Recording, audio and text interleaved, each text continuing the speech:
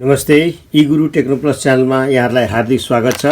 आज म तपाईहरुलाई एउटा अनबक्सिङ गरेर देखाउन गइरहेको छु। म यस्तै नयाँ सामानहरु मेरो हातमा परेपछि मैले अनबक्सिङ पनि गर्ने गरेको छु र यसबाट तपाईलाई पनि केही जानकारी मिलोस् र लाभ फाइदा होस् भनेर मैले यो बनाएको छु र मैले यो अनलाइन मार्फत चाहिँ अनलाइन मार्केटिङमा एउटा विज्ञापन देखेको थिएँ यो सेल्फी स्टिकको बारेमा र जुन सेल्फी स्टिक मैले भिडियोमा देखाइएको थियो त्यो अनुसार छ कि छैन म आज तपाईहरुलाई अनबक्सिङ गरेर देखाउँछु है त।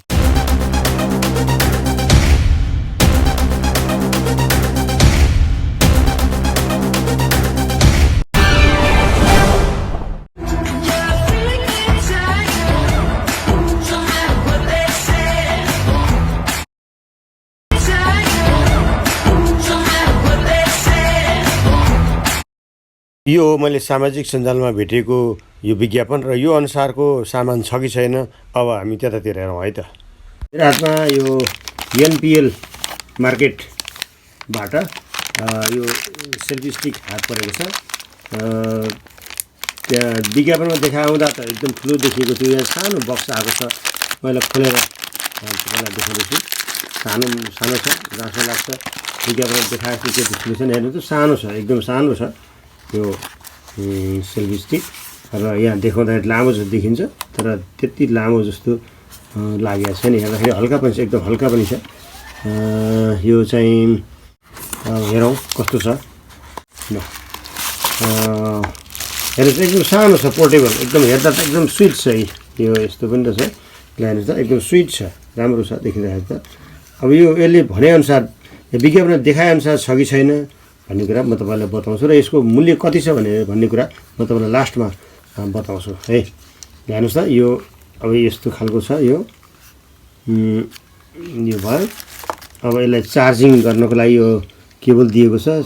कहाँबाट चार्जिङ भन्दाखेरि सम्भवतः यो चार्जिङ गर्ने ठाउँ यहाँ रहेछ। हेर्नुहोस् त यहाँ रहेछ। यो यसरी हालेर यहाँबाट यसरी चार्जिङ गर्ने यो फ्ल्यास लाइट हुनुपर्छ। यहाँ बल्छ बल्दैन चेस्ट गरौँ है त।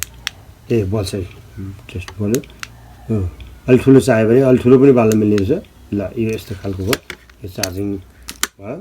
र त्यसपछि आएर अब यहाँ यसलाई अब यसको स्ट्यान्डमा राख्न पनि मिल्यो। यसलाई हामीले स्ट्यान्ड बनाएर सेल्फी लिनको लागि स्ट्यान्ड बनाएर राख्न पनि मिल्यो।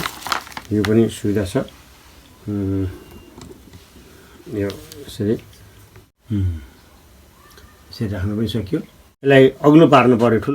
हेर्नुहोस् त ल यति मात्रै छ, यहाँबाट तान्न मिलेन। यो चाहिँ सोचे भन्दा एकदमै छोटो देखियो स्टिक चाहिँ, सेल्फी स्टिक। हेर्नुहोस् त एकदमै छोटो देखियो। अरू त ठिकै छ, यो चाहिँ अलिकति छोटो देखिया छ।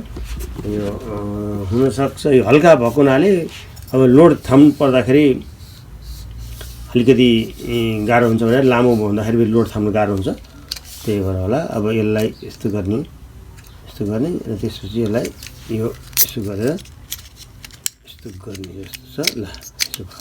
अब भनेपछि हामीले यहाँ मोबाइल यहाँ राख्छौँ र यसलाई हामीले सेल्फी लिनको लागि प्रयोग गर्न सक्छौँ।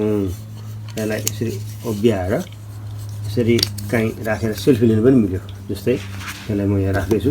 कमै लाग्यो हाइट चाहिँ, यहाँभन्दा छैन। यो अलिकति हाइट चाहिँ एकदमै कम देखेँ मैले। यो चाहिँ भयो। हामीले यसलाई यसरी सेल्फी स्टिकको रूपमा पनि प्रयोग गर्न सक्छौँ, स्ट्यान्डको रूपमा पनि प्रयोग गर्न सक्छौँ। र त्यसपछि यहाँ दिएको छ, यो तपाईँले हेर्न सक्नुहुन्छ, यो चाहिँ रिमोट यहाँबाट क्लिक गर्न सकिन्छ हामीले यसलाई। जस्तै अब यसलाई अन गर्नुपर्ने होला सायद, एकछिन अन गरौँ है त, बत्ती बल्न सक्छ।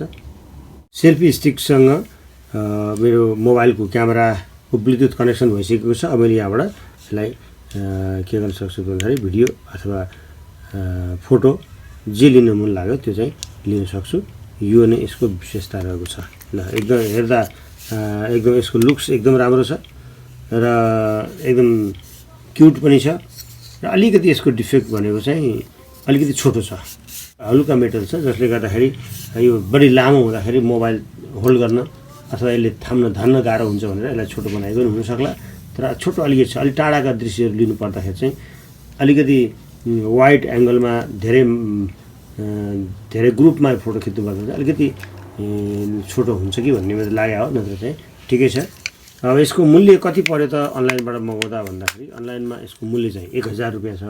यो बक्समा पनि मूल्य चाहिँ लेखेको देखेको थिएँ मैले, तर यो चाहिँ मूल्य चाहिँ के गरेको छ भने यहाँ उकाएको छ है, उकाएको छ। त्यस कारणले गर्दा सायद कम मूल्य होला, के छ कसो छ। 1000 रुपियाँमा डेलिभरी भनेको ठाउँमा डेलिभरी आइपुगेको हो। यो लङ्गेस्ट साइज कति हुन्छ भन्दा 70 cm मात्रै रहेछ। यो 70 cm मात्रै लम्बाइ रहेछ। त्यस हुनाले धेरै हाइट चाहिँ छैन यसको। डेस्कटप स्ट्याटस 31 to 6 cm हुने रहेछ। मोबाइल फोन क्ल्याम्प डिस्टेन्स यसले हामीले 58 to 92 mm छ। प्रोडक्ट मेटेरियल्स भनेको चाहिँ ABS प्लस स्टेनलेस स्टिल प्रयोग गरेको भनेको छ। फोटो मोड चाहिँ हराइजन्टल भर्टिकल दुवै तरिका लिन सकिन्छ। यसलाई हामीले यसलाई आफ्नो इच्छाअनुसार यसलाई घुमाउन सक्छौँ। यस्तो हराइजन्टल पनि हुन्छ, भर्टिकल पनि हुन्छ।